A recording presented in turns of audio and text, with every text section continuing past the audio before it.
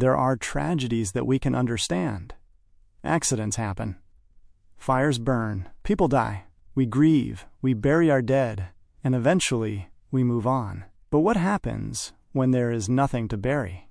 What happens when a house burns to the ground in 45 minutes but leaves behind nothing? No bodies. No bones. No answers. On Christmas Eve, 1945, in the quiet town of Fayetteville, West Virginia, George and Jenny Sodder went to sleep with 9 of their children under their roof. By sunrise, the house was a pile of smoking ash. 5 of those children were gone. The police said they burned. The experts said it was impossible. And the parents, they said their children were stolen. This is not just a story about a fire. It is a story about a phone call from a stranger, a ladder that vanished into the night, trucks that refused to start, and a cover-up that goes so deep it has kept a family in purgatory for 80 years. Where did the Sodder children go? Did they die in the flames, or did they watch their own house burn from the back seat of a getaway car? Welcome to the mystery that never ends. To understand the darkness of that night, we first have to look at the light that came before it. 1945 was a year of relief. World War II had finally ended. Soldiers were coming home. In the small, tight-knit Italian-American community of Fayetteville, West Virginia, the mood was celebratory. George Sodder was a man who had built the American dream with his own 2 hands.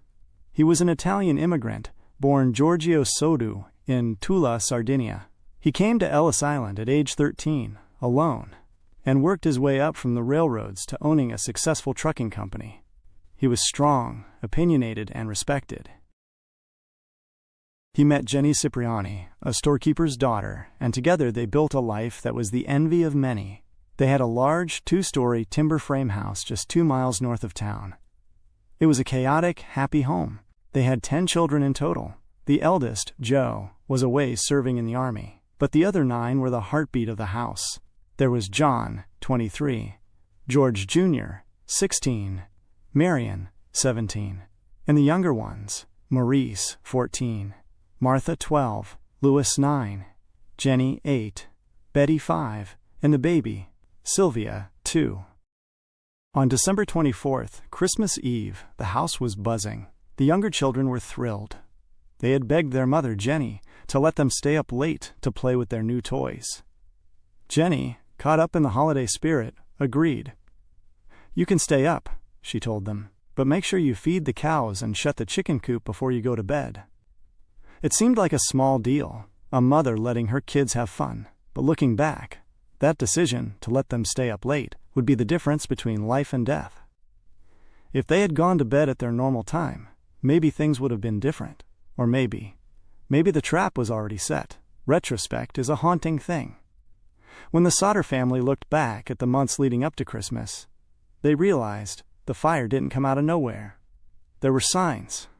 There were warnings. George Sodder was a good man, but he was not a quiet man. He was fiercely anti-fascist. Even though he was Italian, he hated Benito Mussolini. In an immigrant community that still held some loyalty to the old country, this made George a target. He would often get into heated arguments at local shops, shouting down anyone who supported the dictator. 2 months before Christmas, a stranger drifted into town. He came to the Sodder house, looking for work. George took him to the back to check the fuse box. The stranger stared at the wires for a long time. Then he turned to George and said something chilling. He said, "This is going to cause a fire someday." George was confused. He had just had the house rewired.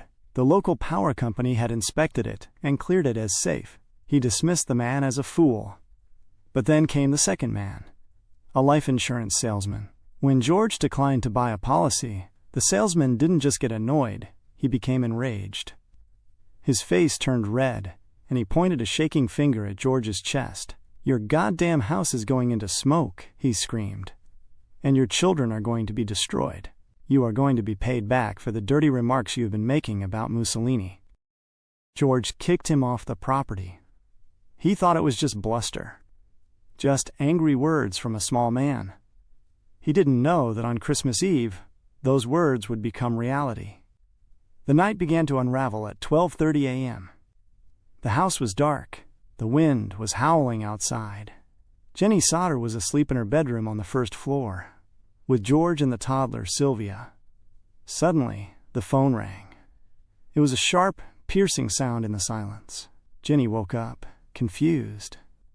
She went into the hallway to answer it. "Hello," she said. On the other end, there was a woman's voice. It was unfamiliar. The woman asked for a name Jenny didn't know, but it wasn't the wrong number that frightened her. It was the background noise. Jenny could hear glasses clinking. Laughter. A party. And then, the woman on the phone laughed. A weird, high-pitched cackle that made Jenny's skin crawl. "You have the wrong number," Jenny said, and hung up. She stood there in the hallway. The house was too quiet. She noticed the lights were still on downstairs, and the curtains were open. The front door was unlocked. She assumed the children had forgotten to lock up before going to the attic to sleep. She locked the door, turned off the lights, and went back to bed. She was just drifting off when she heard it. Thump. A loud, heavy sound on the roof. Then a rolling noise, like a rock tumbling down the shingles. She waited. Silence returned. She told herself it was just the wind, or maybe a branch. She closed her eyes. Half an hour later, she woke up again, but this time, it wasn't a sound. It was the smell. Smoke, thick, acrid smoke was seeping under the bedroom door. She jumped up and shook George. "George, wake up. The house is on fire." George didn't hesitate. He yelled for his sons. "John, George Jr., get up." They ran into the hallway. The office was an inferno. The flames were strange. They weren't moving like a normal fire. They were aggressive. George, Jenny, Marion, and the two older boys grabbed the baby, Sylvia, and ran out the front door into the snow. They made it to the yard, gasping for air. They turned around to look at the house. The attic, where the other 5 children slept, was already surrounded by smoke. They screamed names. Maurice, Martha, Louis, Jenny, Betty. There was no answer. No faces at the window. George ran to the side of the house. He knew exactly where his heavy ladder was. He kept it there for cleaning the gutters. He was going to climb up and smash the attic window. He reached the spot. His heart stopped. The ladder was gone. Desperate, he ran to his work trucks. If he could back a truck up to the wall, he could stand on the roof of the cab and reach the children. He jumped into the first truck. He turned the key. Nothing. He jumped into the second truck. He turned the key. Silence. Both trucks, which worked perfectly yesterday, were dead. George Sodder stood in the snow, a helpless father, watching his fortress burn.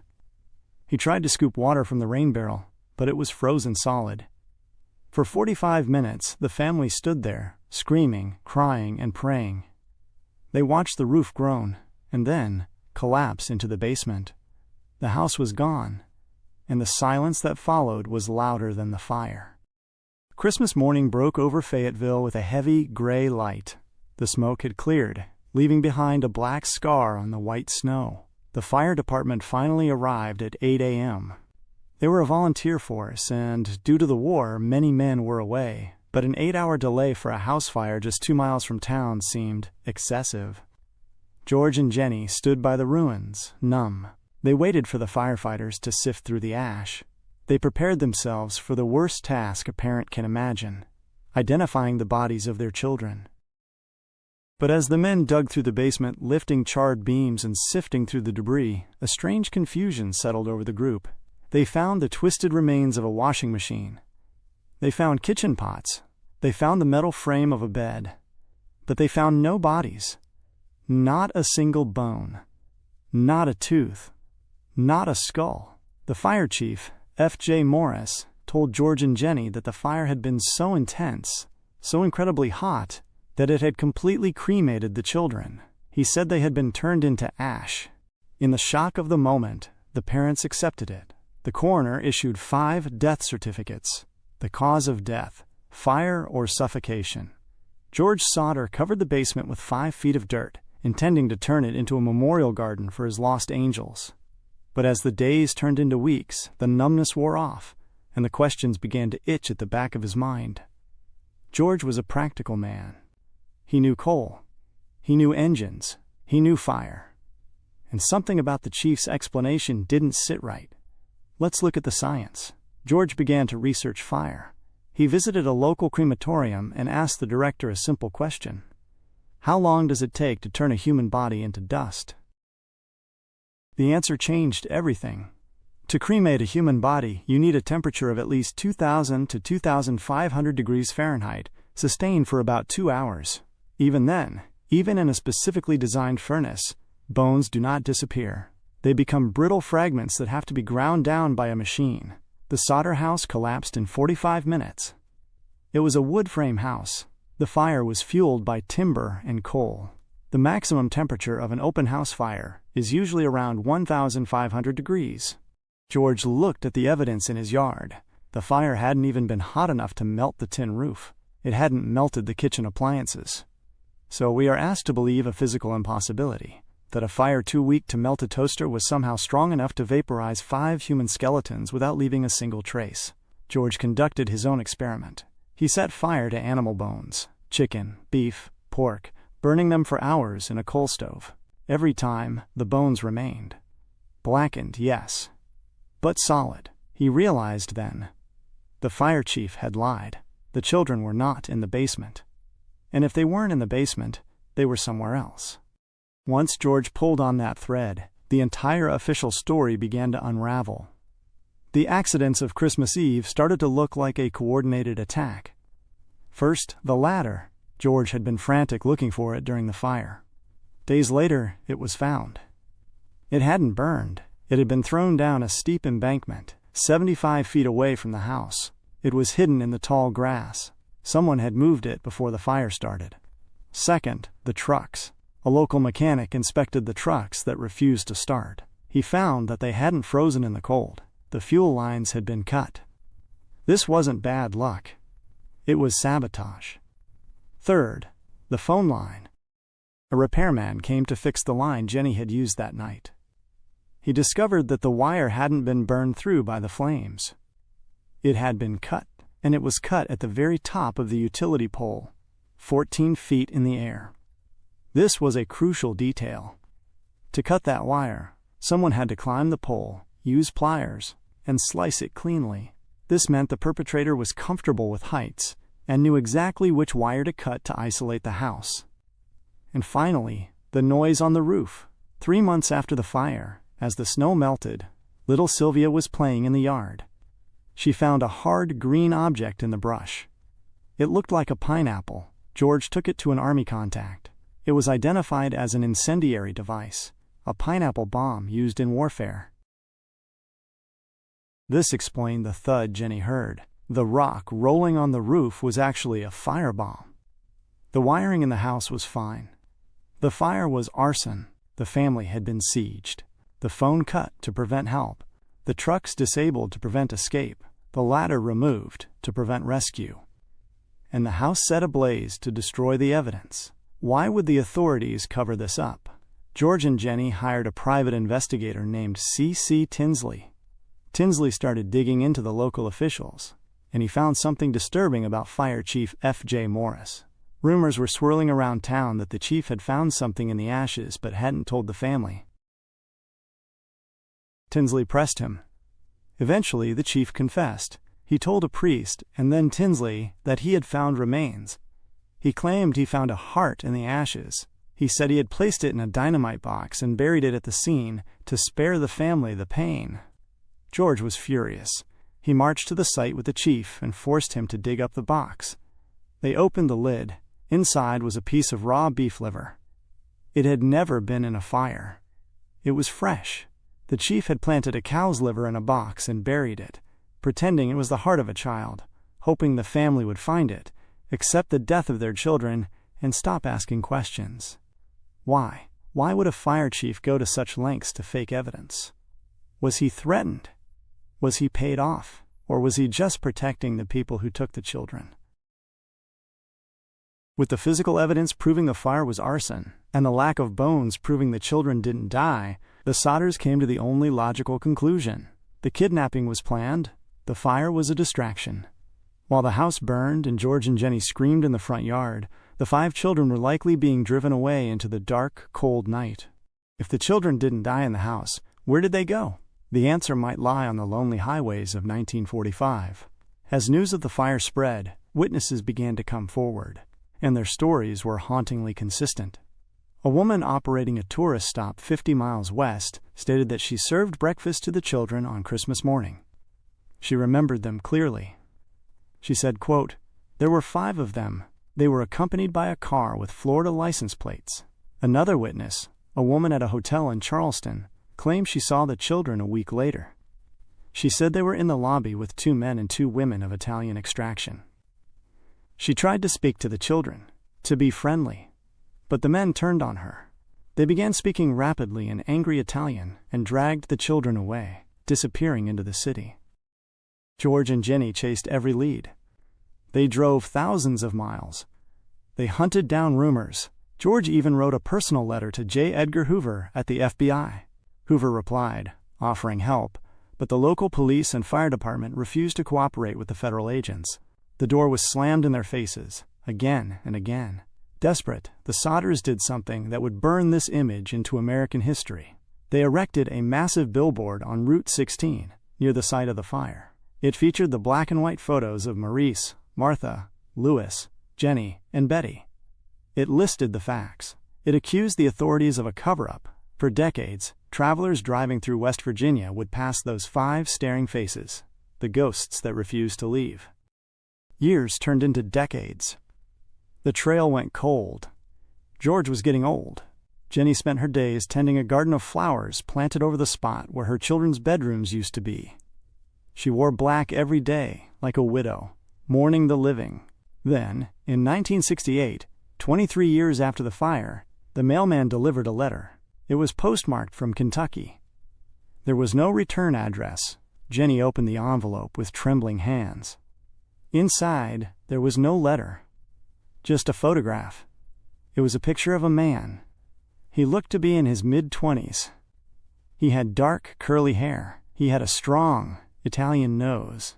And his eyes were identical to the little boy who vanished in 1945. George and Jenny stared at it in shock. It looked exactly like their son, Louis Sodder, would have looked as an adult. On the back of the photo, there was a handwritten note. It was cryptic, almost like a code. It read, "Louis Sodder, I love Brother Frankie. You little boys." And 90132. Was this him? Was Louis alive in Kentucky? Was a 90,132 a zip code? A prison number? A code? George and Jenny didn't hesitate. They hired a new private investigator. They gave him the photo, the information, and a large sum of money. They sent him to Kentucky to find their son. The investigator left and was never heard from again. He never called. He never wrote. He took the money and vanished. Just like the children, the Sodders were left with a photo, a name, and a silence that would last forever. George Sodder died a year later in 1969. He passed away without knowing the truth. Jenny Sodder lived for another 20 years. She kept the billboard up until the day she died in 1989. She never stopped waiting. She never locked her front door, just in case they came home one night. The house was never rebuilt. Today, the site is just a patch of grass in West Virginia. The billboard is gone. The parents are gone. The youngest survivor, Sylvia, passed away in 2021. The voices are silent now. But the questions remain. Did the mafia take them to punish George? Were they sold into adoption? Or was it a simple robbery gone wrong, covered up by a lazy police force?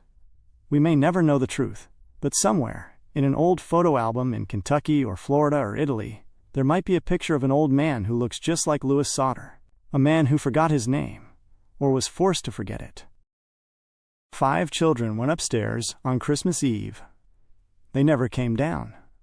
And in the ashes of that night, the Sodder family burned forever. This case is considered one of the most baffling mysteries in American history. But I want to know what you think. Look at the facts. The missing ladder, the cut phone lines, the lack of bones, and the 1968 photo. Here is my question to you. Do you think the children died in the fire, and the science was wrong? Or do you believe the photo received 20 years later was actually Louis Sodder, alive and well? Let me know your theory in the comments below. I read every single one. If you enjoyed this deep dive into the unknown, please do me a favor. Hit that like button. It helps the channel immensely. And if you want more true crime and mysteries like this, make sure to subscribe and ring the bell so you never miss a story.